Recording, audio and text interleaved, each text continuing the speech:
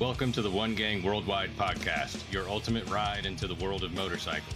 Visit cyclesworldwide.com where we offer a completely free marketplace for everything motorcycles. Join our One Gang community where you can connect, share info, and swap stories with riders from all over the world. Join for free at cyclesworldwide.com and be a part of the One Gang community right now. On today's episode of the One Gang Worldwide podcast, we're joined by a man with quite the resume, Mark C. Zweig, an entrepreneur, author, teacher, CFO, and partner of Janus Motorcycles, a leading authority on business management and leadership in the design and architecture industry, and a big-time gearhead. In today's episode, Mark will share his love for cars and bikes, his vast experience in transforming firms and driving growth, his philosophy on leadership, and insights from his books, which have guided many to personal and professional success.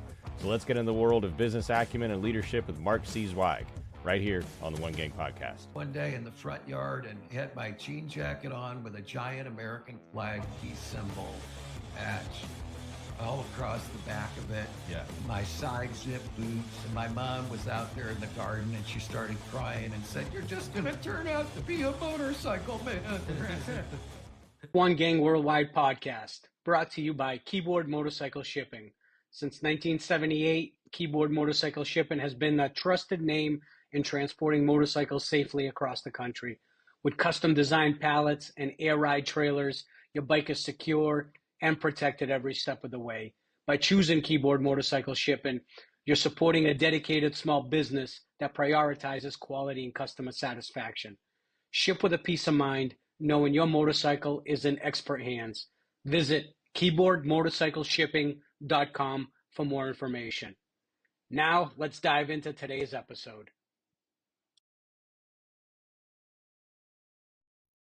Hey guys, welcome to the One Gang Worldwide podcast. We got a great one today. Mark Zweig, founder of Inc. 500, 5,000 companies. He's an entrepreneur, teacher, speaker. I don't think there's very much that he hasn't done.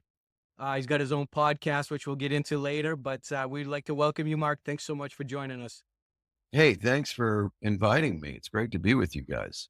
We're excited you're here, Mark. We're looking forward to this. So if we start at the beginning, where did you grow up and how did you grow up as a kid? What were you into? Give us the backstory of Mark.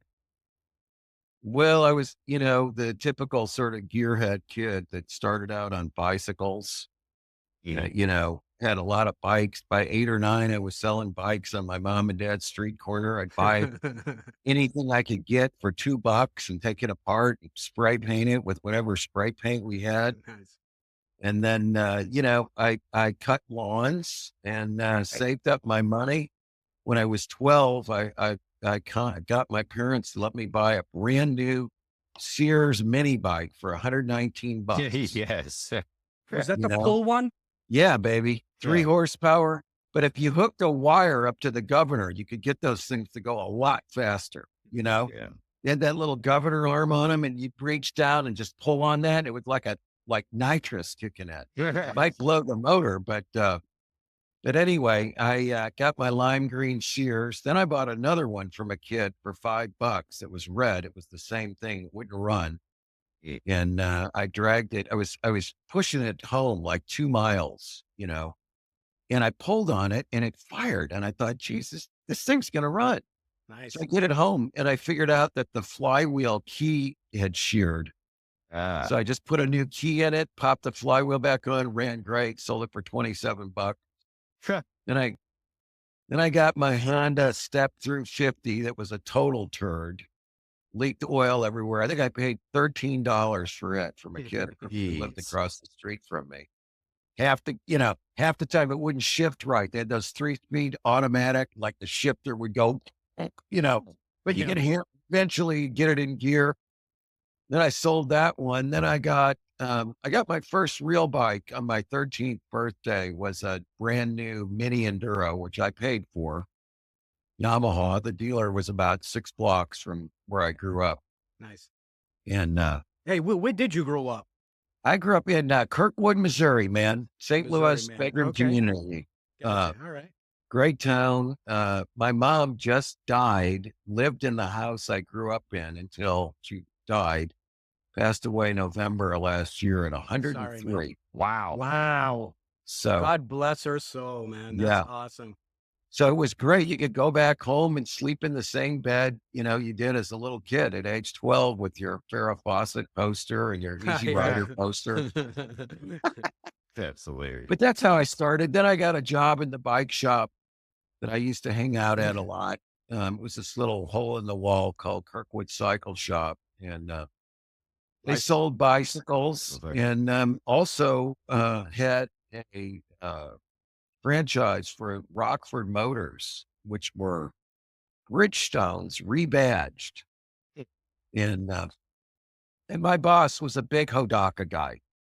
So they had lots of dirt bikes. And then we used to modify all our dirt bikes. We'd lay down the shocks and increase the rear suspension travel and cut up the exhaust and convert our Hondas into magnetos so we could throw the batteries away, ruin them. Poke holes in the air filter.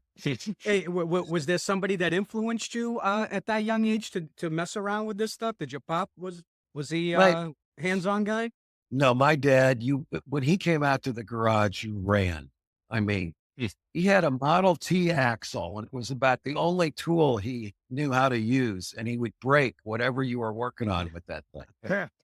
But now he had a bike when he was in England in World War II. He had a new Imperial, a 37 new Imperial, and he crashed it in a blackout into a wall and was in a hospital for 30 days. Whoa. And he always liked bikes, but he wasn't into that. It was about the least handy guy you've ever met in your life. So I was kind of different, Yeah. I remember I was on that Sears one day in the front yard and had my jean jacket on with a giant American flag peace symbol patch all across the back of it. Yeah. And my side zip boots. And my mom was out there in the garden and she started crying and said, "You're just going to turn out to be a motorcycle man." Every mother's nightmare. That's funny. But that's really what got me started. Gotcha. I worked in bike shops all the way through, high school, junior high school. And I got to where I was making so much money in high school. I always had 3 bikes or 2 cars and 3 bikes or 3 bikes and 2 cars at all times. I had more money than any of my friends. I could go out to eat all the time and saved up all the money to go to college that I needed because it was cheap back then. Yeah. Were you just flipping bikes or were you doing anything else? Cars and bikes. Cool. Okay. Yeah, both. Yeah. And working at the shop. And so myself and this other guy named Lee Johnson, we worked for a guy that eventually had 10 stores, but he had 4 stores and we worked for him. Mm-hmm. And we would just work like 80 hours a week so we could get all the overtime that we could. I mean, we just worked all the time. It was 7 days a week, and he was young. Yes. You're young. So, I mean, you got, you're saving up cash and you're getting toys that you want. So it's a good thing. Get off at 9:00 at night and then go out for the night and get up and do it all over again the next day. Work 12 hours a day, Well, we obviously know where your entrepreneurial spirit comes from, as far as the youth hustling right out of the gate with bikes and cars. After college, take us a little bit into what you started to do. Yeah, well, just to go back to one other thing, when I was in college, my last year of undergrad school and then my MBA, we had a used motorcycle business and moped, Indian moped franchise. And they were junk, those Indian. But the only reason, we got a nice big sign. We had this finance professor. I can't even remember the guy's name, but he was insane. And he gave us a 2-bay beach oil station and the cash. And then every month we'd split the money 3 ways, whatever we made. And it worked out great. My buddy, Frank Galani, he was a big Kawasaki guy. He always, he had a 72 H2, which was, the best ever. I had one myself and many other Kawasaki triples, but yeah, we sold like beat ups, Honda 350s and 750s with ape hangers and sissy bars and king and queen seats and tired Yamaha Enduros. Where was this? That was in Carbondale, Illinois. How cool. Okay.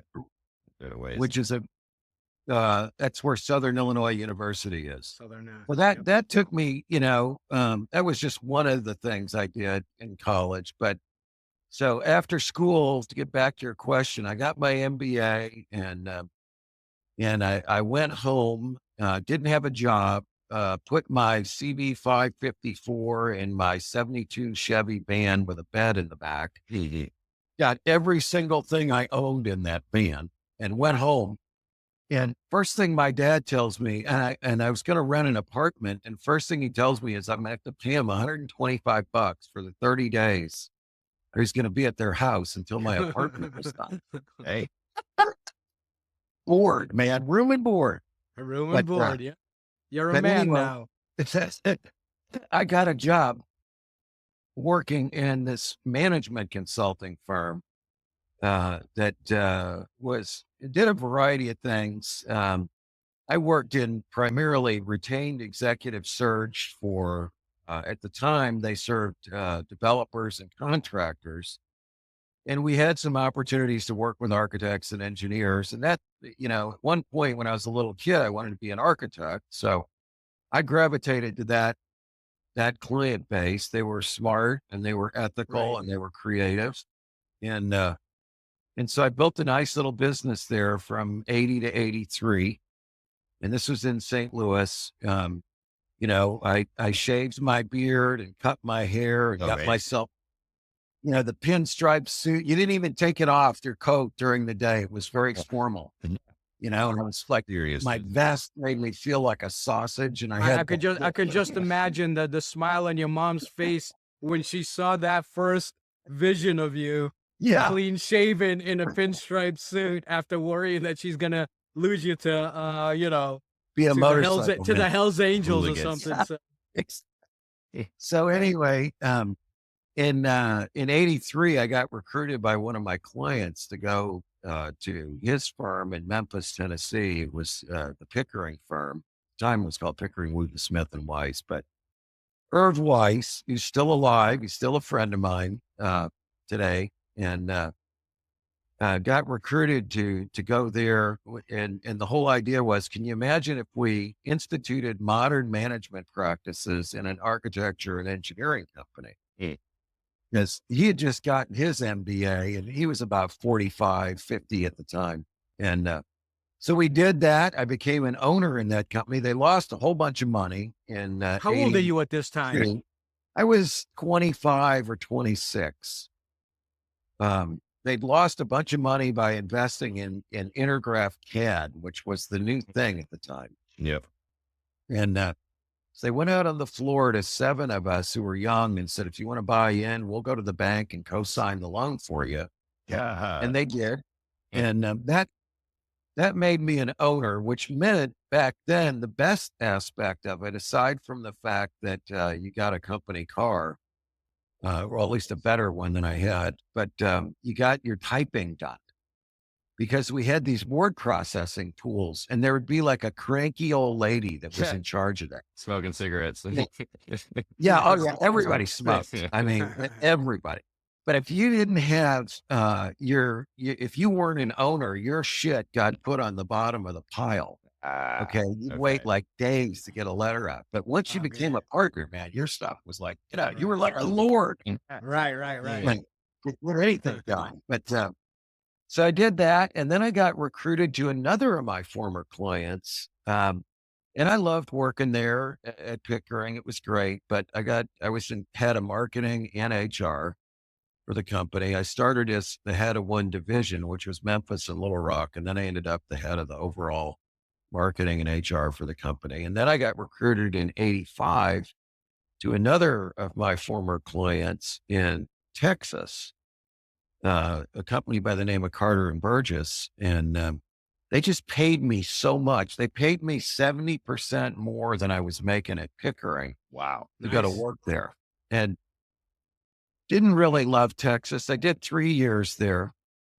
Did very well. Again, I started as the head of HR, and within probably less than a year, I was also in charge of marketing for the firm, which had 300 people or so at the time. Man, in less than a year. And anyway, then then my then wife and I, she was a big fan of the show 30 something. It was kind of a chick show. Okay. It was about these two dudes who had an advertising company called the Michael and David Company. And they were in Philadelphia. Maybe you remember this thing, Serge. You probably didn't watch it. I'm trying to think. Who do you remember who played in it? I don't remember the Yeah. actors. But It anyway, sounds familiar though. Is that the it one was, that everybody and they smoked all the time, right? In the art room and all this. Like, you know, I I don't remember remember. my parents watching something like this. I don't remember the smoking, but they had a basketball hoop inside their office, which we thought was really cool. And they lived in these like falling down houses in Philadelphia on the main line or somewhere in that area. Okay. And so my wife and I were like, we were looking to buy a new house in Fort Worth at the time. And we'd like, there's really nothing we want here at any price. And that we'd really like to live in either Boston or Philadelphia. We had a brother who went to Harvard and Nice. loved, Boston was cool. Boston's a great city. Yep. And so anyway, this opportunity comes up. I'd been writing for a newsletter for a number of years on management for the architecture and engineering industry. And the guy who owned that recruited me to be executive vice president in his firm, which was a consulting media training company based in Boston, serving the architecture and engineering industry. So, of course, I took it, went up to Boston, had a hard time selling my house in Texas. It was a terrible recession there, but out of 8 houses on my street, 4 of them were for sale, and I was lucky to get rid of mine. Wow. But so we end up in Boston, and it was a terrible experience. This guy was basically he didn't do anything he advocated. My business plan when we started our company 6.5 months later was to just do the opposite of what he did, and we'd be successful. And that's what happened. But after 6 months, I worked for this company, and he had all his relatives in there. There were 6 or 7 of them. One of them was stealing from him, and his wife was there, and his niece, and family. she was. I was horrible. She was in charge of the research group, and prior to that was a secretary in the Rhode Island penitentiary system. Wow. So well, Qualifications there. Jeez. you got it, Ben. Anyway, that didn't work out. I got called in one day, and his relatives all had a fit because the one cousin, his wife's cousin, was stealing money from the company. He would buy printing.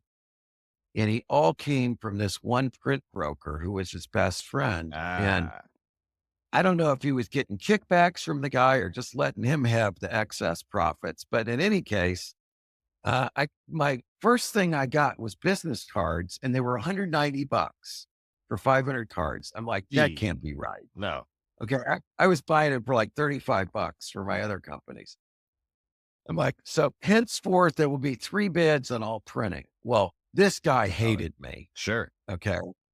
Then he polluted the rest of the family members, and I got fired. Got called in. I got fired, but the guy liked me and kept me as a consultant. So I got a certain amount of money from him to be editor of 2 publications after that. And I set up my own business at that point. I had the business plan ready to go. Did it in 86 and just implemented it. And was that the Zweig group? Yeah, that's the company that's Zweig Group today. At that time, it was Mark Zweig and Associates. Then it became Zweig White, and now it's Zweig Group. But so that was July 13 of 88. And first thing I did is hire this guy named Fred White that I had hired at the prior company. He was a brilliant guy. Very quirky, from Florida originally, grew up in Sarasota in the Westinghouse family winter home. And his dad was a miser. Fred said like he had every car he'd ever owned parked in the backyard of this house, if you can believe it. I mean, this was like a palatial house right across from the ocean there, across the highway. And Right. anyway, so Fred was brilliant, and we decided we're going to build this company. So, our whole plan was grow, grow, grow, grow, grow, and kill this other guy. I mean, that was basically, our goal. And it didn't take us that long. I mean, we really took off like a rocket. We grew by 30% annually for 13 years in a row. Damn. And all our capital was internally generated. We sold stock to key employees, and things Hey, were Mark, going great. can I ask you a question? Yeah. What were some of the challenges you faced when you started Zweig Group? Like, what were the things that you were facing in the beginning stages, in the early years of the company? Well, I think the biggest thing is just having absolutely no money. And so cash flow was super, super critical to us. That was something we did a really good job. My theory on this stuff, Serge, is companies that are bootstrapped make better companies later than companies that start out with a whole bunch of capital. I Definitely. agree. You know, so we developed a really tight discipline. All our billing was super fast. We always got advance payments. We had a cash flow forecast we updated daily. I mean, we Nice. were relentless. Nice. And And how many total people did you have at that time in the firm? well, it depends on what time you're talking about. Well, When let's start in the beginning. Well, the beginning, it was just me. Then it was me and Fred. Then it was me and Fred and a guy named Jerry Dean. So we just kept piling on. I hired the Nice. woman who cleaned my house. She eventually became the CFO. Wow. Yeah, it was a lot of fun, and we grew. We got so to sort of fast forward by 2001. At that time, I think we were doing around 9 or 10 million in revenue. Holy shit. And Damn. we had the company sold to the National Fire Protection Association, of all people. They liked, because we served an audience that was their big part of their audience, architects and engineers. Gotcha. And they were a nonprofit. They were paying $12.5 million for 80% of the company in 2001. And we had everything worked out. We were in the final throes of the purchase and sale agreement negotiation when 9/11 hit, and they just completely evaporated. It was gone. Really? They bailed out. They fired their guy who was their development guy to buy companies, Wow. and they were gone. So it was Jeez. kind of devastating. I was going through a divorce at the time. I had a really tough, situation with my then wife, who was my girlfriend from the age of 18, Oh man. who was a licensed psychologist and had a very successful business herself, a reading clinic, and got addicted to prescription stimulants. Oh no, man. And then, she would take 260 milligrams of Ritalin a day. Everybody, our nannies, our cleaners, she got scripts for everybody. And then they were all giving them to her. Holy cow. Wow. So Is she she still did alive? 260 milligrams of Ritalin, then smoke 6 or 7 joints, then drink a 12-pack of butt and Damn. calm down. Yeah. And she absolutely went insane. And it was a terrible time for my kids. I don't know how to respond to that. So my watch just said, I don't know how to respond to that. They're But, listening to us, man. They're listening to us. Damn government. But anyway, so that was a really rough time. And, I used to travel all the time. I had 7 offices, San Francisco and DC and Boston and Austin and Kansas City and Atlanta and a couple people in New York and LA at the time. And I worked all over the globe, to a certain extent. So I couldn't travel. I had to be home with my kids. And so I was really looking forward to selling the company and moving on to the next chapter. And then, boom, the deal fell apart. That sucks. So How old it were your sucked. kids at the time? My kids in 2001, I had a 4-year-old and Ooh. I had a 13-year-old Oh, Damn. geez. girls. So Wow. they were the So first. you're traveling a lot. You've got multiple office locations all over. You're going through a divorce, and Yeah. you've got a 13 and a baby. All right, Yeah. that's And tough, that man. deal That's a falls tough through. time. And the deal falls through. of something that was going to give you some freedom in regards to building the next chapter of your life. That's Right. crazy. And so, I was making a boatload of cash, and it was a great, we had a nice house. We lived on 6 acres on the Charles River next to Pierre de Beautiful. Pont V.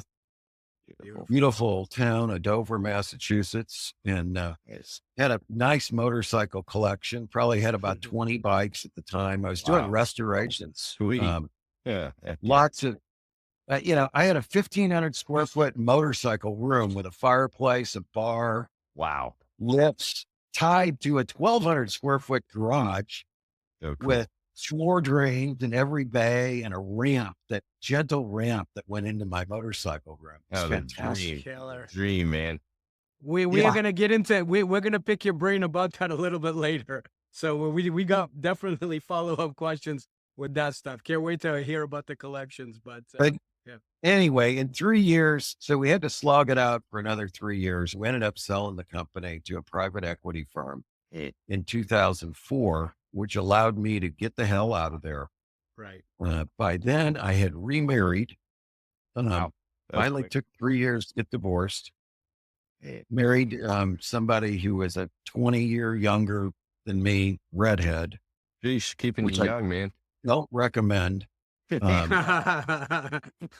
Now, there's a stigma on redheads, man. but anyway, it was one of those things where, you rebound. I was like, whoa, because I'd been with the same girl since I was 18. I hadn't really dated a lot or anything. Crazy.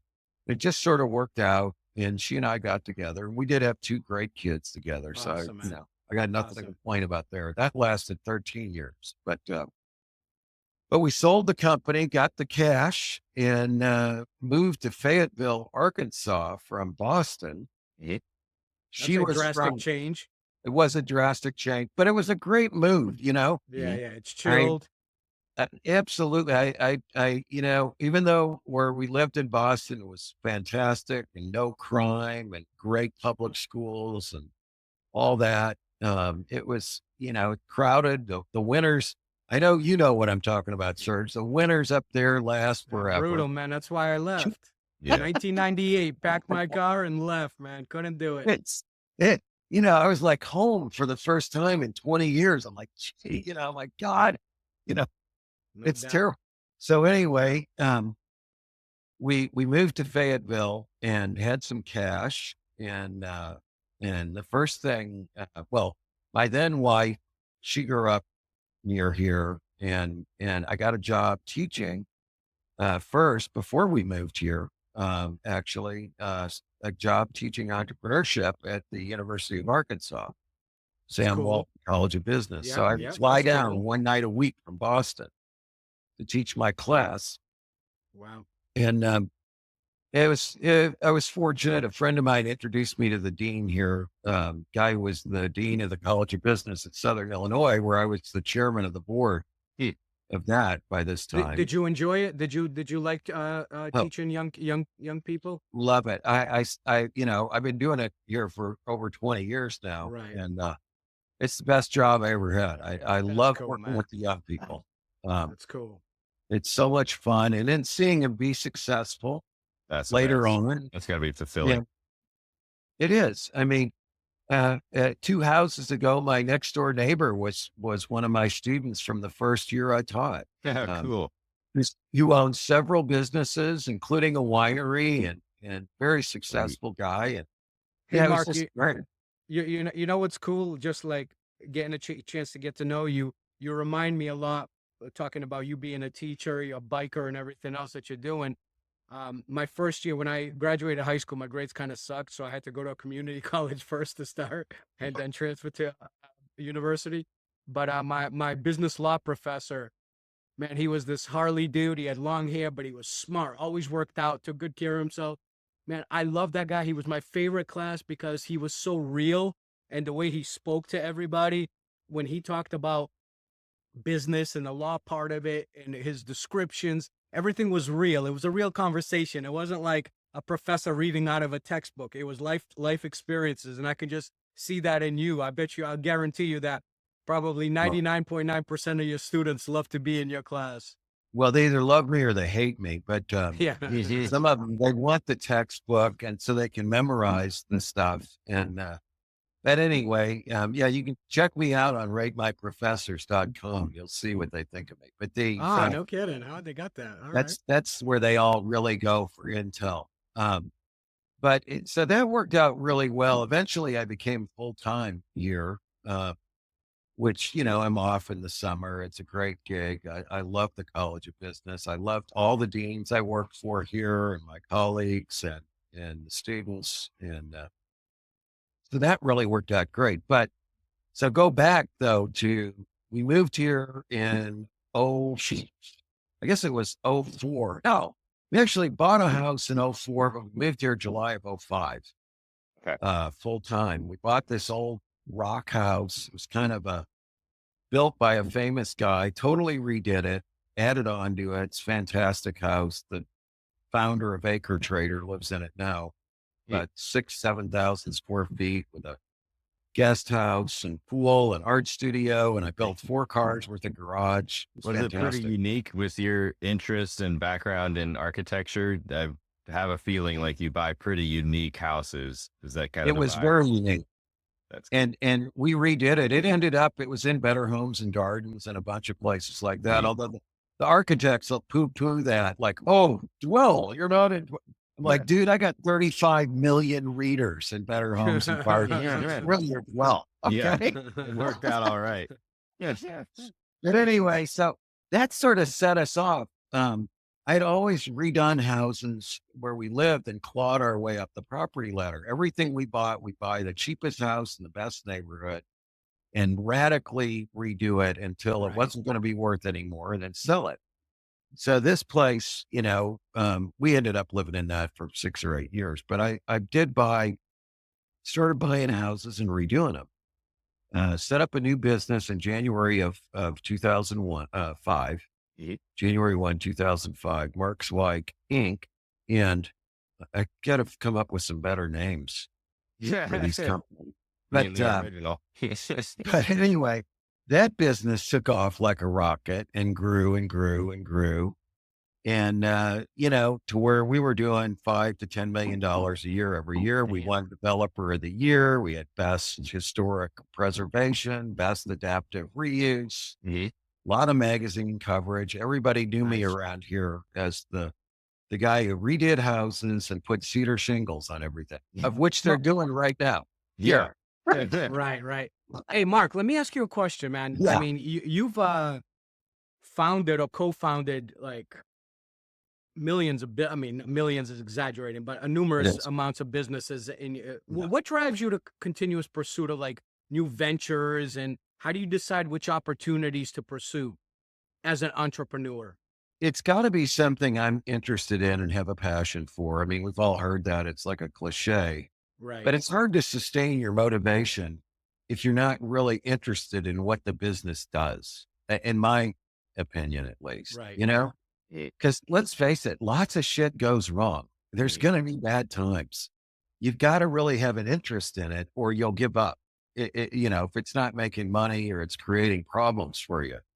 So that's a big part of it. But more than anything, and I have started, a bunch of companies I bought, I don't know, 4 of them myself, and been involved in several hundred other deals with clients. And then I've been an owner in a bunch of other companies as an investor or shareholder, private companies. But I really like a transformation. It's the same, it started with the bicycles, then it went to motorcycles and cars, then it went to houses, then it went to businesses. It also goes to people. I mean, I like the idea of taking something that exists and making it better and improving it. I just never get tired of that. That's awesome. I'm curious, kind of a 2-part question to interrupt you. Sorry, Mark. So number one, what's like your favorite company that you've ever bought or been involved with? Oh, I mean, my favorite company aside from my own, is probably Janus Motorcycles at this point. Okay. The boys. I love working with these guys. I know you had, Richard, and Grant Yeah. on your podcast recently. Richard's the founder and Grant's the president Yep. of Janus, but it's just it's got so much going for it, and I feel like I could really contribute to the process in a meaningful way because they've got unique products. They're super motivated guys. They work their ass off. They've got Right. employees who really care about doing something good and Definitely. quality. Yeah. Very eclectic workforce. I mean, if you really got into the backgrounds of the people, you'd find a lot of them have like music backgrounds or art Artistic or Creative. yes. It's creative, right? It's a creative all. background. Nobody has any business education though in the place at all. Mhm. No. Okay. Just get that. And so, uh, Richard reached out to me a couple years ago and asked if I could help him get to the next stage. And they've been very receptive to suggestions and ideas. Good. And I think have what it takes to survive in spite of tons and tons of constraints. And, Mhm. we can all of us know, every business has resource limitations and constraints, but I Absolutely. mean, manufacturing is really tough. I mean, service businesses, that's the predominant, background I come out of, other than like Right. construction and all that. This manufacturing is like, it sucks up a lot of money. Every time you want to grow, you got to put more and more cash into Mhm. it. Right. But it's, if you look at what the company's done in the last 12 years, being able to create a distribution channel to sell motorcycles directly to customers with no dealers, Right. Right. and have a growing business that can continue to do that. I mean, this year, our unit sales right now are up over 100%. Killer. Jeez. Okay. Which is staggering. Over the Um, last year, or is that quarter to Over the quarter? last year, this year over last year, our unit sales are 100% plus Man, up.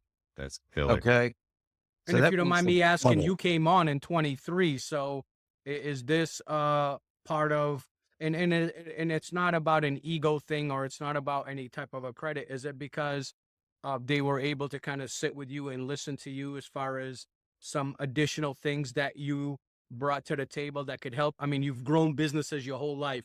This has been your niche. So these guys Well, are more of creators. So is that I, part of it? I'm not going to take any credit other than we work well as a team. Right. I think if you look at really what has enabled the business to grow so much, in this year over last, I mean, it's a number of different things. Mhm. And it has been the result of a deliberate plan that we laid out. Okay. That's It's not good. been by accident, but Right, right. it is an iterative process, meaning, you constantly are refining and clarifying what you're trying to do as you move along and make progress. But so for us, there were a variety of things that I think became apparent as particularly Grant, Richard, and myself worked on this business. And those were, first off, that we didn't bring out anything new for about 3 years. Okay. Mhm. So that, and in itself, you might go, well, that's not a problem. We had a line of bikes and we've got lots of variation and options on Right. those bikes. But the marketplace gets bored with you if you Mhm. don't have anything new. That's right. Yes. So, we just started really accelerating everything that we could do to make our bikes different fenders, frame color match, new colors, new logos, different Mhm. seats, different accessories. And then we started at the same time working on some all new bikes that were variations of existing bikes, but Yeah. new models, like 450. the 450 Scrambler, in particular. And there's much more in the works, but I think it generated more interest in our marketing. I mean, Janus has done a really good job with marketing. Grant is a whiz. Honestly, he'll sell himself short in that regard, but he's a whiz at it. He really understands internet marketing, and Yep. we've got You, Jordan, does all the video work, so tons and tons of content, and then Nice. Richard's, he's got a great design aesthetic Mhm. and sort of redefine this whole idea of writing doesn't have to be going as fast as as you can somewhere. It's the rambling, it's enjoying the experience. And, Right. Absolutely. it's like for a lot of us, like how we started out on bikes, we were riding dirt bikes or we had little bikes. We rode down the street with no license Right. plate on Cruised. them. You know, that- Yeah. it's, Yeah. it sort of brings all that back. But anyway, so the new product and constantly pushing to accelerate, bringing new out, new, coupled with, a variety of other things. We did raise some outside capital. We set up a new board of directors Nice. that has very experienced and successful business people on it, which were all people I knew. Great. One of them's was the CEO of a company. I started working with them when they were doing 27 million, and this year they're doing like 400 million plus. Holy smokes. They sold to some private equity. Very smart guy. Mhm. I mean, just Seems a great leader. I mean, really knows how to deal with people. Another guy started a software company, grew it up, sold to private equity. Brilliant technical guy. Another guy Nice. used to work for me. He had a marketing consulting firm. He turned it into a software company and sold it for a crazy amount of money. He's there. So, and then a few other people. That Janus did have a really great guy who's a benefactor and has been a big supporter of the company. Who owns several manufacturing businesses up there in Goshen. Mhm. And so he did provide them with, a certain amount of business advice. And he has Right. been a the company wouldn't be here today if not for this guy. I mean, he That's really incredible. has been a big help to the company. So, we got this great board, and then we instituted things like open book management, where we share all the financials with everybody every month. Mhm. Everything, how much cash we got, how much money we owe, what our working Right. capital is, how much money we spent on marketing, cash profit, accrual profit, all that. Yeah. So that's a big deal. Getting everybody tuned into the business. And then, the other thing that I think was hurting sales was the pricing. The pricing was tending to, over time, it crept up. And so, the release of some new In what models. way? Describe that. Describe that, what you're saying. Well, Like it crept like up. the In what Halcyon, I way? think the Halcyon 250, I think started on at about 7,000 and it was up to a base price of, I think, 9,000. Okay. Okay. That 9,000 is a fair amount of money for a 250. And, you could Correct. go up from there. And the 450 crept up over time too. Right. So we brought out a new line of Origin models, and reduced prices by $1,500. They're Oh, decontented. brilliant. Huge success. Yeah. Of I mean, course. it has been an enormous success. And so I think the other thing is, so when you got the new stuff and you've got some lower price points of entry, get everybody aligned on what we're trying to do with this business, which is grow it, not necessarily maximize our profit on Mhm. each unit sold. I Mhm. think that was sort of a big change in orientation was instead of focusing on the margin, focus on the volume. Because once you hit break even point, your Right. overhead is spread out. That's right. And, I mean, I don't need to tell you what doubling your unit sales could do in a year as far as your overhead. Basically, all other factors being the same, your overhead costs went down by 50% per bike. Yep. Okay. So that's essential. So really trying to get the volume up to support the kind of company that we have, which has all these experts and craftspeople and business, people for accounting and everything else we got to get done. It's really been sort of, an eye opener, I think, for all of Plus, us. it's close to your heart too, being a Yeah. gearhead and being passionate about motorcycles, to be able to be in an industry that you really love and care about. That definitely makes a I'm huge difference of getting up every morning Dude. and doing everything you need to do to make it better. It really, I am so lucky these guys let me be a part of it and have been just great to work with. If they weren't as committed and as talented as they are, there've been plenty of companies I've worked on. My wife and I were just talking about a guy I used to be on his board yesterday. She's like, you should reach out to him. We used to be good friends. Because why did you leave his board anyway? I said, I left it because he would not do anything I suggested they How need to do. I'm frustrating. not going to sit there Just and wasting bang my time. head against the wall. You Right. know, Right. it's just no fun. No, it's Hey guys, the show will be back in 1 minute right after a word from our sponsor. Hey, One Gang, tired of feeling like your butt's taking more of a beating than your bike on those long rides? Introducing Butt Buffer, the ultimate solution to saddle soreness. No ifs, ands, or buts about it. These cushions are made from medical grade viscoelastic polymer, scientifically crafted to eliminate pressure points and keep your circulation flowing. No more numb nuts or numb butts. And here's the best part. Butt Buffer cushions are made right here in the US for the last 30 years. From Harleys to Hondas, we've got a cushion to fit your ride perfectly. Plus, with styles ranging from sleek pebble polymer to luxurious sheepskin, there's a Butt Buffer for every rider's style. Get your Butt Buffer today at buttbuffer.com. That's buttbuffer.com. Your butt will thank you, and you'll ride longer and happier. We've got your butt covered. you gotta enjoy what you do. Hey, with Janus, are you guys planning on is 450 gonna be the max, or are you guys talking about possibly even putting out a bigger bike on the market? I'm not going to claim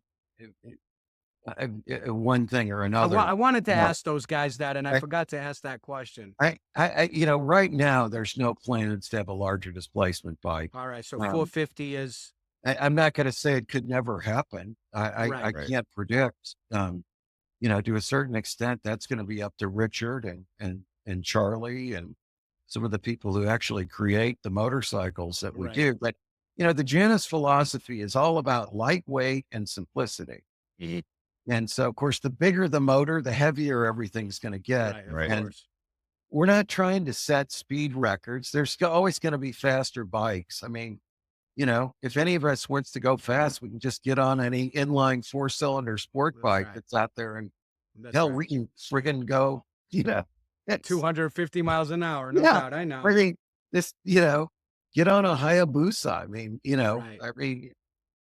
that's not going to be our domain. And if you look at our customer base, now we do sell to some young hipsters, and we've got, 21-year-old women artists and stuff that buy our bikes. But a lot of people who buy our bikes are people sort of like me. Right. We've had like hundreds of motorcycles or dozens, or maybe they still have a bunch of them, or maybe they rode bikes back in the 70s and 80s and they're getting back into it. And they just don't need to go that fast. I mean, I Right, don't know and where their passion lies from the vintage motorcycles, because that's how they grew up. right. What's beautiful about Janus bikes is the fact that they still bring that beauty of yesterday's looks with today's technology, which is so cool. And you're right, That's it's an it. easy bike to maneuver. So if you haven't been riding in a long time and you're getting back on the bike, it's a comfortable bike to get onto and put around town, do whatever you got to do, take a cruise out in the back roads and really enjoy it. So I'm looking forward to getting out there, man. I can't wait to test drive Yeah. one. It's just a different thing, and I think so. We've got this we've got this niche, and I've got a lot of friends. Like I got a friend lives a couple of blocks away, and he's got a big Harley. He's like, I'm gonna get rid of that thing. I never ride it anymore. It's too goddamn heavy. He's like 72, Yeah. and then I got another friend of mine. He tore his Achilles moving his Harley around in his Right. garage in Boston. Yeah, some of And- those bikes are big boys for sure. It's Hey, just, Yeah. Quick question on this. In addition to you becoming the CFO of Janus in 23, you also launched a podcast called Big Talk About Small Business. What prompted you to do that, and what's the podcast all about? Tell our viewers. Oh yeah. I did that with my friend Eric Howerton, who is also one of the new investors that we brought in, last year. But Eric, is a great guy. I mean, he's funny. Everybody loves him. He knows he sacrificed for years and worked like a dog and didn't spend a dime in order to get his business where it was. But we aim at, current and aspiring, small business owners. Awesome. And so we bring a lot of those people in, and talk with them about what they've done, how they were successful, um, and what some of the trials and tribulations they've gone through. And it's a lot of fun. I think more than anything, sort of the message that we're trying to promote, Serge, is there's always something you can do. That's right. This idea that, well, we're going to fail because of the economy sucks or whatever. Right. We just don't buy that. We just, we're not into that kind of thinking. We believe that there's always something you can do That's right. to make things better. And we try to be very positive. And we're also not big on this fail early, fail often, fail a Right. lot, fail Right. forward. Our Jeez. goal is like avoid failure at all costs. Avoid. That's right, man. Point them in a direction where you're not failing. I mean, yeah, you're gonna get kicked in the what once in a while, but man, you just gotta get up and keep swinging the bat every day. So for sure. That's the idea. Yeah. Cool, man. So we're having fun with that. But anyway, so what else you guys want to talk about? Your books, you've authored 14 books and you've contributed to so many different publications. I'd love for you to go into that. And then in a broad scope lens, what is your, I would say, message in a bottle, like that you really are passionate about, that you love to convey and through all of those publications? Well, first off, the first 13 books have all been on architecture and engineering related business topics. The last one, which is called Confessions of an Entrepreneur, is the first mass market book that I ever did. And it's available on Amazon and you can get an audio version of it. We'll link it in the notes so they can go directly to it. It's already in my library, man. I'm Yeah. so pumped. So anyway, that, and I do, I have written for some motorcycle publications in the past. I did some work for motorcyclists, a few articles for them back in the day, and the AMA publication. I did an AMA motorcyclist, which is different. And, but now I write a column for Road Dirt. I don't know if you know Rob Brooks. Rob Brooks. We had him on, Yeah. man. He's our buddy. Yeah, he's a That's good right. dude. He was on your show. Yeah. That's I right. saw Yeah. He's a good guy, man. Love that guy. Right. I write a column for Rob, called MZ's Moto Memories. I just spun out a new one today about my CB 554 I had back in 79. Nice. But anyway, so, I think my overall message, that's a really good question. I mean, I do feel like I've got a philosophy about business. I mean, if you look at most small businesses and where they go wrong, there's a lot of things. First off, you got to spend money on marketing. Okay. Marketing is so critical. Without sales, you're not going to do anything. Everybody says, I want word of mouth. I believe word of mouth's the best thing. Well, they got to freaking try you before they can give you word of mouth. Right. Absolutely. So I gotta know who the hell you are before they try you. Exactly. I mean, you got to generate awareness. I'm a really big fan of, consistent spending and non-spending, but consistent marketing activities. Social media is great. Anybody can get on there and put out tons of content if they want. Right. I'm a big believer in, if you want to be successful, you can't play this game that I'm going to just shut down and, at the end of the day or on the weekend and never look at my phone or respond to emails or I hate those friggin' out of office message bullshit. Yeah, me too, man. I It's hate like, that stuff. I'm not here. I'm on vacation. So Yeah, listen, call this guy or this girl, and I'm Yeah. like, I'm not calling anybody. Exactly. I hate that stuff. I mean, if you want to be successful, then damn it, you got to be tuned in and turned on, and you got to be responsive to That's everybody. right. That's right. And that's a really big thing. And you got to have good numbers. You really need to focus on the numbers. You can't. Too many business plans sort of act as if the labor is easy to find and it's just a dollar number on a spreadsheet. Right. But It's way more anybody than that. that's like any business knows you better damn well be figuring out how you're going to get good people and keep them there and keep them turned on. Yep. I just see this over and over. It's like, oh, my employees suck. Right. And, okay, why is that?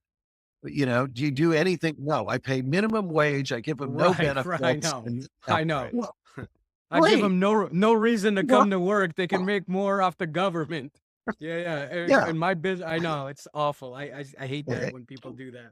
It's terrible. Or, or they act as if the blue collar workers or labor they have they're not people. They are people. They want to be Right. treated like humans. That's Right. right. And they're just like anybody else. And you can't be an asshole. You've right. got to, you got to respect these people and realize they've got goals and dreams and aspirations and thoughts. And so I think it's a combination of a lot of things. It's the marketing and it's the accounting and it's the responsiveness. And Yep. it's a basic core belief that you have to have that you're not going to be squashed by negativity and problems in the environment. That in spite of all that, you can carve your niche out to be successful and Right. do something good that's needed or wanted. Not every business does something that's needed. Some businesses just do things that are wanted. Yep. And be successful, Yep.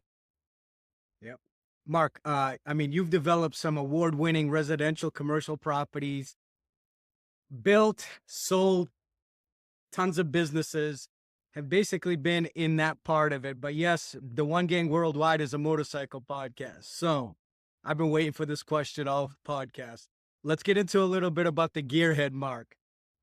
You've owned like 400 or 500 cars, 500 motorcycles. Take us a little bit into your collection and what you got, where you're riding, the things that you've been passionate about that you have. Well, I mean, I don't have anything like I used to have. Okay. I vastly simplified my life starting about 5 years ago, 4 or 5 years ago. That's when I went through my last divorce in 2018. You're a glutton for punishment, brother. Why divorce is so expensive, don't you? Why? Oh. Because it's worth it. Because it's worth it. Yeah, so they say. But so, the last time I got divorced, I had like a 6,400 square foot garage up here on the main drag in town with a bunch of old cars and hot rods and new cars. And, my company car was a new CTSB and I had new Mustangs and Porsches and, but I built a lot of hot rods. Cool. I had a 51 Nash that we did with a 383 stroker and 4-wheel disc and rack and pinion, all that. AC Model A's. I put a flathead. I bought a completely restored Model A T-Door and put a flathead V8 and a T5 in it. No with kidding. disc brakes, totally stock. Otherwise, 35 Ford wire wheels. Made cars like that. The last car we built from the ground up was a 120-inch boat tail speedster with a Buick straight A and a tri-power setup. It was crazy. And a 5-speed manual, British Racing Green. Nice. Man. And I think it sold for like 50 grand. But anyway, what do you so got a lot of left? cars. I got nothing to speak of. I got a couple of Mercedes. I'm into cars like that. My wife's got a newer Macan Turbo we just bought the last year, made with 17,000 on it. I'm kind of, I'm going to buy another 911 for myself. I like 911 Porsches. I don't like Me too, man. ones that have giant wings on them, and I don't like all the riced out looking stuff. Right. So, just a nice basic 911 coupe. I've had 3 of those black. Last one I had was a C4S with a brown interior. Killer. So I like those cars. I got an old Beetle. I was restoring old Beetles for a few years. I did a bunch of those because they're just fun and easy to work on. Had a Carmen Ghia, did some bug convertibles. I got a 60 Beetle right now that's not very nice. Truthfully. You drive it? You drive it or no? No, it's not drivable right now. It's being worked out. I just got rid of an 83 633 CSI BMW. That was a really nice car. So we've really thinned out. I mean, we had 67 houses, condos, apartments, all this office and retail. We sold everything. Good for you. The last building we had is a 21,000 square foot commercial center that's it's on a contract for deed sale where we're financing it to the buyer. Nice. That's our last investment property. We're in the wind down mode. And as far as bikes go, honestly, I got a couple Janus motorcycles. I got a 68 250 Samurai Kawasaki out there, which is the first. So you're a Kawi Kawasaki guy through and through, right? You're a Kawi guy love through those, and through. yes. Me too. I mean, Harley, then Kawi. I like them all. I'm not wedded to anything. I've had every kind of bike. I mean, if you look at I wrecked a brand new Thruxton 1200 in 2016. And did I say I got divorced in 2018? I got divorced in 2016. Okay. 2016. So sorry about that. Time flies, but it's been 8 years. Wow. But anyway, so at that time I had a bunch of motorcycles. I was doing Harleys. I'm more of a Sportster guy. I know people are like, "Oh, that's a girl's bike or whatever." I'm like, "Yeah, fun bike, man." I'm not so insecure about my manhood that I got to show you I can, whatever. Right. But at that time, so the new Thruxton 1200 with a Dunstall fairing on it and the factory lower clip-ons, British Racing Green. But so that sort of, my then future wife was like, it was just a friend at that point. She's like, she hates me getting hurt. She had to take me to the hospital. But I had, a CB 1100, which I love, just lightly modified with a carbon fiber Yoshi exhaust and lower bars and stuff like that. Anything I get, I got to modify. Body colored front fender on it. I love those. To me, that bike, I always felt safe on it. And, unfaired. I'm not big on fairings. I'm not big on stuff that insulates me from the experience. I'll be honest. Right. I love 2-stroke street bikes. The longest I ever owned a motorcycle, well, the longest I ever owned a bike was a VG 500 Ascot 84, but because it was like the one thing that would run no matter what, because it's a freaking Honda. Consistent, couldn't kill it, right? But after that, I had a 72 H2 750 triple with chambers and pistons and ported, and I laced up alloy rims on it. I had triple disc brakes. I put a Suzuki alloy swing arm on it. Loved that. Never should have sold it. Those things were the rocket ships of their time, man. They kind of redefined the way super sport bikes started being built. I think mine was number 557. I found the guy who owns the bike. He reached out to me recently. He said it was too valuable because it's such a low production number. He put it back completely stock. So there's videos of him when he got it, and then there's videos of it now. So it's back to stock, which why would you tear expansion chambers off a 2-stroke and put stock 2-stroke mufflers on it? I don't understand it. blows Well, my mind. because they But say that the stock brings more value than modified, So I there, think he's looking at it for the there, long term as far as collection, collection he purposes. But I'm is. like you, man. I don't like stock bikes. They bore me. I sold a CL 350 super low miles to my son-in-law recently. It's rusty, needs to be redone. I restored it for the guy I got it from 25 years ago. Hmm. He died. His wife sent it to me. But, and Nice. I've had like recently, if you look at like some of the last bikes I sold, I had a 106 SS Sears, which I've had 3 of those. They're Jaliras. I just, within the last 6 months, I sold a 66 Benelli 250. It had Oh, that's a 2,000 nice miles on it. I had that in my library for the last 8 years. I've had some, I like some oddballs like oddballs. Pooh Something Twingles. different. I had one of those I sold. Yeah. It just, I like everything. I mean, they're just, I love Nortons. I mean, if you look at British bikes, old British bikes, I love Nortons. Just had a new Janus made, that we call the Flying Z. It's got some different fenders. It's all a monochrome blue scheme. I don't know if you've That's good. seen that. Yeah, I seen it. We're going to be promoting, and I just ordered another new Janus for myself, just a Halcyon 250 Origin, all black. I'm having the Sweet. motor completely polished, and then I'm going to make it go fast as I can make it go. Yeah. Just to see What what can you really what do can you with do though? this? Yeah, right. What can you Push do to rod. those 250s? Like, what can be done to those You 250s? can put a big bore kit on it. You can. They I'm sell not big going to bore do the kits big for bore it. kit. I don't think.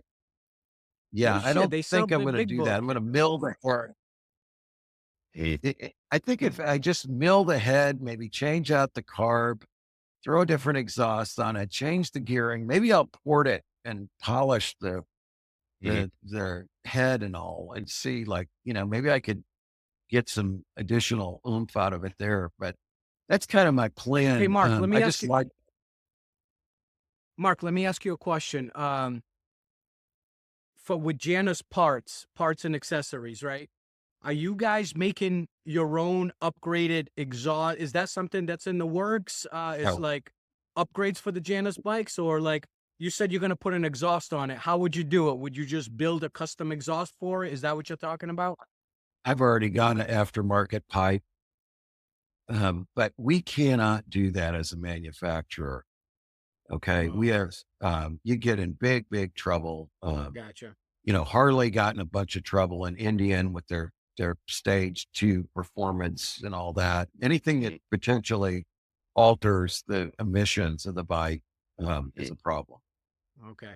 No, Gotcha. we can't touch any of that as a manufacturer. You have to do that as your own on your own. Understand. Thanks. Yeah. Here's a question for you, Mark. So you said you guys were in wind down mode. Besides Janus, do you have any other projects or anything that you're involved in now? Or is there anything in the just over the horizon in retirement that you want to be doing? Well, we got a little glass business called Mid-Century Modern Glassware.com, where we're selling drinkware that is in sort of mid-century modern patterns. That's cool. So we have that. I'm on the board of an architecture firm in New York City that is truly the best classical residential architecture firm in the world. Oh, cool. The stuff that they do is beyond amazing. And the company Thanks is a lot. Peter Penoyer Architects. And Peter is the great grandson of J.P. Morgan. No way. Classy, funny, sweet guy. I mean, he's just great. And the people, the work they do is true artistry. I mean, they get into every single detail and how the building is put together. And they've recreated like 200-year-old construction techniques and stuff. I mean, these guys are amazing. That's so cool. So that's a lot of fun. And, at some point I'm going to write, a novel. Maybe I can sell some. Nobody reads anymore.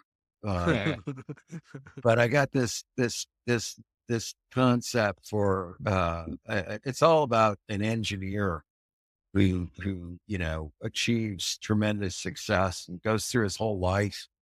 And then, you know, he's packing up all his shit at the beginning of the book, and you don't know whether he got fired or he quit or he's going on That's to cool. something else.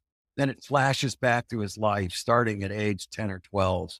It just goes up from there. Cool That's going to be, concept. Really cool concept, man. Are That's, you well, are you taking a lot of the basis of your life? I'm going to use some of it. Yeah, I've got to put Good. more sex in there to make it relevant. That's awesome, bro. That's keep, funny. to keep the reader interest. You know, I mean, if I Well, had a hey, fantasy, sex sells, man. So what are you if gonna I do? had You a know? fantasy though, for it, you know, and I got to get myself motivated to do this. Honestly, I really do. But if I had a fantasy for it, it would be to sort of promote engineering as a lot more glamorous than it's cool. seen by most people. You know, Right. Zweig Group's mission, which I can't take credit for, you know, I built the company up. I sold it, and you know, then we bought it back. The lender took it over from the private equity firm. We bought it back. They recruited me back, the lender, in 2010. We bought it back in 2012. Got back on the Inc. list, and then sold it to a small group of partners in 2018. And their mission now, which I can't take credit for, is to elevate the industry. And so I think it would contribute to that. Right. You That's know, cool. That's cool. it's got to be more, it's got to be more exciting, you know, or people aren't Yeah. going to go into these fields. They all want to be investment bankers, which don't do anything, or, you Right. know, Or software developers, right? yeah, Because that's where exactly. most of the money is. Yeah. Hey, Yeah, before we get to the before we get to the speed round, where can people find you? Get in touch with you, listeners, social media platforms. What do you got going on as far as that's concerned? well, they can just Google me. I mean, my email's mzweig@markzweig.com, one word, or zweiggroup.com. Either of those work. Okay. You know, social media, I'm most active on LinkedIn because it's the least political. Yeah, I agree. I think my Facebook says something to the effect, I'm only here to buy and sell stuff, which is basically, Yeah, you know, our social media platform is strictly just promoting our startup with Cycles Worldwide and the One yeah, Gang, and that's it. And I enjoy LinkedIn. I think yeah, it's a great setup. You get to meet we get to meet great guests. A lot of the guests that have been on our show have come from there. So I love that platform. It's business oriented. It's smart. You can choose the group you want. Keep the yes, political bullshit out. So it's just annoying. right. Social media annoys me. It's a great tool for people in business. Like, I mean, where else can you connect with the CEO of Polaris if you want to, Right. and then have a Right. conversation with that person? I mean, that's, Right. you can just go like a freaking, you know, laser beam. Absolutely. And Absolutely. so it's really great for that. But yeah, I'm like All you. I try to stay off. I used to be on Twitter. I dropped that about a year and a half ago. I'm done. right. I'm Anything like, that just gets into this nasty yeah, negative that's stuff. Low energy well, crap. that's why we created this One Gang podcast. It was just for the sake of like anywhere you go, it's just division and hate and separate. So we wanted to just kind of like, you know, Yeah, you're a Cowie guy, and we learn about Janus and we learn about Hondas, and you know, the guests that come on our show, our whole mission is to really be able to bring all the riders, no matter what you ride, so you kind of get an understanding of how the other riders, what they do, what they love. It's nice to open up your eyes and see more than just Harley Davidson, or more than it just, is. you know, there's Mhm. so much beauty and there's so many great people in this industry. And if you're only sticking to your side, then you're just playing into the whole game of media and social media of like, hey, you're white, you're black, you're this, you're that, you know? So Yeah. that's Yeah. exactly what we're going against. So this has been awesome, man, for you to come on and discuss this stuff. Well, This is great on a business side and a motorcycle side, of course. All right, man. Well, Listen, I think go ahead. Sorry. no, I was just going to say, I think it just gets boring when people get sort of wedded to this one thing. You know, it just gets So boring. I don't know boring. what else So to say. I boring. mean, why Yeah. wouldn't you want to be interested in all these other things? Exactly. Especially if all you're the- sharing the same common passion with others Yeah. that may not know much about your world. You don't know much about theirs, Right. but it's kind of cool when you intertwine because deep down inside, you guys are sharing the same Breaks all thing. barriers. Right. It's Yeah. exactly. All And right, most brother, you people ready? agree on, You ready to cool. rock and roll? Yeah. All right, Go for we it, got Ben. 2 minutes on the clock. So, all right, let's do it. What is do it. the best motorcycle you've ever owned or ridden? Overall best motorcycle. I mean, it just depends on the purpose. I love those 4-cylinder Hondas like that CB1100. I wish mine was a 2014 though and had a 6-speed in it. I had a 2012 with a 5. Right. That's almost a perfect motorcycle to me. Other than that, I like my Halcyon 250. It's unbelievably simple. I mean, and it's so light. It's like a bicycle. Right, cool. If your motorcycle could talk, what would yours say about you? I would say, why do you keep, blipping the throttle so much every time you don't shift? And, don't you ever want to use the rear brake? I mean, Yeah. That's funny, man. All right. Best place you ever rode and why? best place I ever rode was going to the tip of Prince Edward Island from Boston. I love riding through northern New England and Yeah, man. New going Hampshire, up- Vermont, Maine. Yep. and, Beautiful. and going to Nova Scotia. I mean, Canada, all those places are unbelievable. Have you you ever know, been to in the British summer. Columbia? You ever been to the West I've Coast been part out of it? there, sure. I've been Insane, to huh? Vancouver. Yep. It's, the insane. trees and everything. Great motorcycle museum out there. Great. Trev, unbelievable. All right, cool. We'll check it out. If you could time travel, which era would you visit and why? I go back to the late 60s. That was when performance really started coming out. It was sure. I mean, if you look at the music of the late 60s, the movies of the late 60s, the bikes of the late 60s, the cars of the late 60s, that was the time, I think, when, Gorgeous. things were really peaking out. I mean, it just, that would have been an exciting time. And if I lived back then, I'd have moved to LA and I'd be living there right now. Okay. Cause I can man. afford it. Right, But, back in the day, that's the place to be for sure. All right. Yeah. Favorite motorcycle movie of all time? on any Sunday.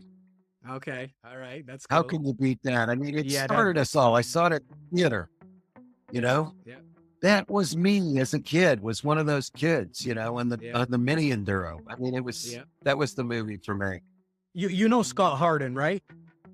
You know who Scott Harden is? I know the name, but I'm not sure. He's like a world champion enduro rider. He's retired now. I mean, he's got like a million records and all this stuff. We had him on the show, man. He is one of the. If you get a chance, check out that podcast. He's incredible. Wealth of knowledge. He comes from the old school and just what a storyteller, man. You just sit back and you can just picture everything that he's saying. But all right, here's a good one. The name Here's in a my, good one. the name's stronger. In my day, Malcolm Smith was the guy we thought of for the enduro riding and all that. He blew past me on he the raced highway. against him. Hey, and he raced against Malcolm Smith. Yeah. And then All right. and then Freddie Spencer was my favorite racer. He's a really funny guy, 5-time world champion, and just a great guy. That's cool. Love Freddie. Yeah. All right. So, who was your movie crush when you were a teenager? Suzanne Summers. Suzanne. Nice. Sarandon. All right. Yeah. Yeah, she's a good one. That's funny. If you could meet and have dinner with one person, past or present, who would it be? Oh gosh, aside from Abraham Lincoln, I don't know, maybe Steve McQueen. Steve McQueen. He would be interesting. That's a hard challenge. I'm not sure. I can't say. There's so many that I'd be interested to talk with. Edison. I mean, where would you go with that? That's a toughie. For sure. All right, next one. One law you would change if you were president for the motorcycle community.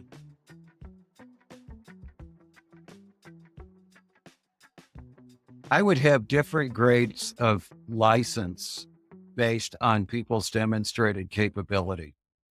You mean like Europe does? It's as a rider. Yeah, exactly. Europe has it for car drivers. I don't know if they have it for motorcyclists, but I think there should be some more, maybe more allowance given to those who have demonstrated higher skill level and less. Are you talking about being able to ride higher CC bikes? Is that what you're saying, based on the skill level? No, that may be one element of it, but maybe faster speed limits, higher speed limits for people who had demonstrated better skill. Okay, that's a good one. That's a first one. We haven't heard that one yet, so that's cool. Yeah. All right. What's the best piece of advice you've ever received?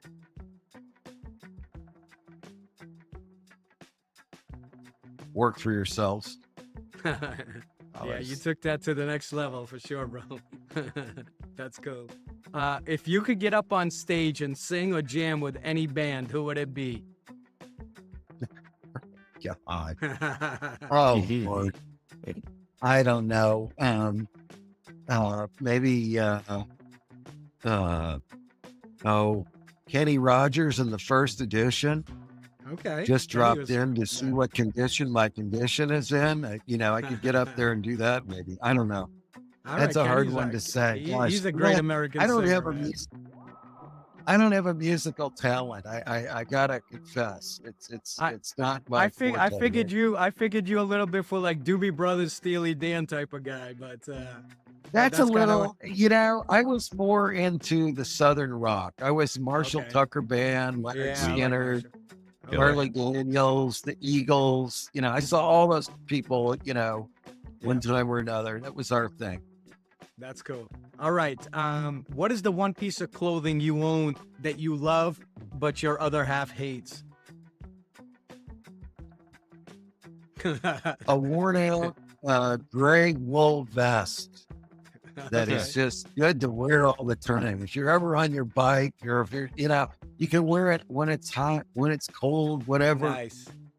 Looks like shit, but that'd probably be it. All right. That's a good one. All right. If they made a biker themed movie about you, who would play you? Oh God. Colin Farrell. No, I don't know. There you go. What's my name? I don't know. Funny. That's funny. Brad Pitt. All right. All right. That's good, man. I see the resemblance. I mean, shit. Definitely. Yeah. People tell me I look like Spielberg. I don't think that's a compliment, but anyway, I'll leave it. Yeah. No, Spielberg, the movie director, is a compliment. Spielberg, the crazy activist, is not a compliment. But all right, that's another show. All right, let's do this. What's the silliest superstition you follow before or after a ride? If you have one. I don't really have one, honestly. I wish I could say I did, but I just don't. I mean, I do wear a helmet every time I ride. I'll say that. Okay, that's good. I don't necessarily need a DOT helmet. Is there a helmet law in Arkansas? No. Yeah, no, there isn't. My favorite helmet is the bicycle. Because it's lightweight. Yeah, that's it's a little odd on a motorcycle, man. I don't know. It's not really like that. Now, the one I've got several of them. I got 3 different ones from the same company, which I can't recall, but they're just kind of like a cap. They're like a skull cap, but they're more comfortable. Just that hot heading on my head. I just don't like it. And I used to always wear full coverage, but you can't with glasses. You can't get them off and on. You know what a pain in the ass it is. I know they're better. But at this point, I'm so old and I'm still smoking, so I'm probably going to be dead anyway. So You're do I still need, smoking? You're still smoking? yeah, Crazy, man. do, Get- do I need to have, a full coverage so I look better in my casket? I don't know. It takes a lot right. away from the experience for me. Last one. Beside the One Gang Worldwide podcast, of course, what is your other favorite podcast that you listen to beside your own? I like Matt Waller. He was the dean of the College of Business here. Okay. He's a really, really smart guy. He's got a podcast. I'm just not a huge podcast listener, honestly. Gotcha. Gotcha. It just seems like I've always got something to do. When I do though, listen, I like to watch video. I will say that. I find the video You're more of a to keep YouTube. I gotcha. Yeah, You're more of a YouTube watcher than you are a listener. I I gotcha. watch you guys. I don't listen. I Okay. watch. That's cool. That's cool. Well, listen, you survived the speed round and you've survived this hour plus with us. So, man, from the bottom of our hearts, it's been awesome to get to know you. You're a great guy, man. Funny as hell. Yep. And we look forward to the progression and the next level for Janus that you guys are all working on taking the company to. So it's going to be exciting for us to watch because we're huge fans. Of the crew first of all, but obviously the product second of all. So keep kicking butt out there, Mark. And thank you so much for coming on the Thank you, show. Mark. It was awesome. Thanks, guys. It's really been fun talking with you. Awesome, bro. Take care, Mark. Thank you so much. Thanks.